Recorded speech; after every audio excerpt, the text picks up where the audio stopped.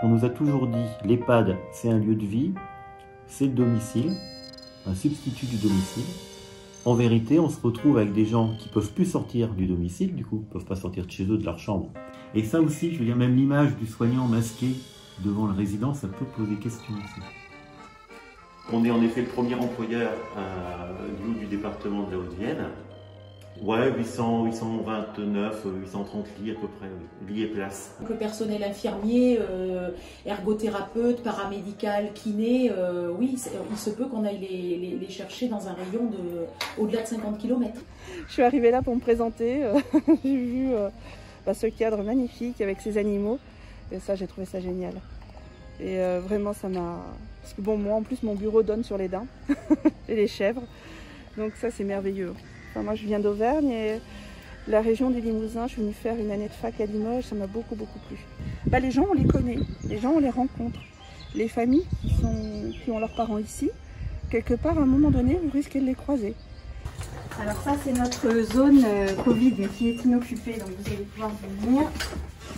J'en parle au passé, oui, et j'espère ne pas revivre ça, parce que c'était quand même une période un peu stressante, un peu atypique aussi, bien sûr.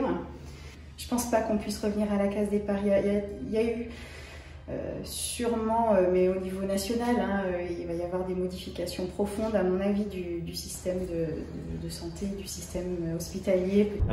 L'hôpital, alors même si on ne veut pas forcément comparer une entreprise, forcément qu'on a des comptes à rendre, donc on a un budget à tenir et on ne peut pas faire n'importe quoi, et il faut donc des recettes et des dépenses. Là chez HL, on est environ à 200-250 000 euros par an d'excédent, mais sur un budget de 48 millions. Si je prends le sens interdit, vous allez le filmer, alors ça va pas. Non, mais donc ça veut dire que vous le prenez. C'est à quelle heure son rendez-vous? Madame Bardet, c'est là, la salle 1.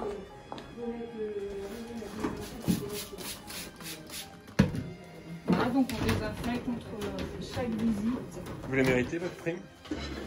Est-ce que je l'aurai? Moi, je suis pas soignante. Parce qu'il parle beaucoup des soignants, mais pas, vous voyez, je suis administratif et je fais quand même des choses. Vous ressemblez vachement à une soignante aujourd'hui. Hein. Voilà, c'est ça. Elle aura sa prime? Comme les autres, elle aura sa prime, oui, comme les autres. Mais, elle n'était pas sûre. Elle n'était pas sûre? Ouais. On verra bien. Moi, je trouve que c'est pas forcément très juste. Je trouve que certains métiers et les personnes qui ont été les plus confrontées à la maladie devraient avoir une prime supplémentaire. Hein. Est-ce que vous croyez que toute la reconnaissance que vous avez aujourd'hui, elle va durer dans le temps? Vous y croyez vraiment que ça va inscrire quelque chose de différent? Je l'espère. Je suis pas sûre.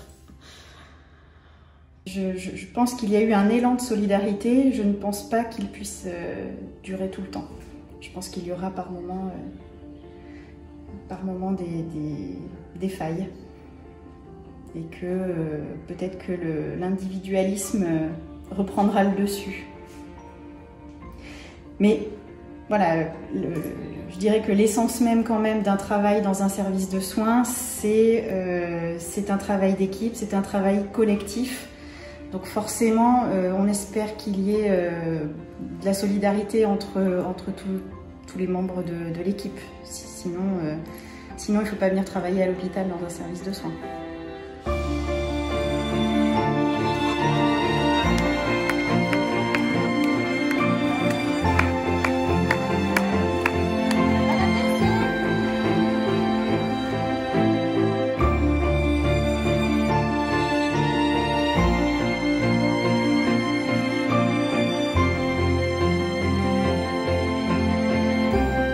Allez, on l'applaudit? Oui.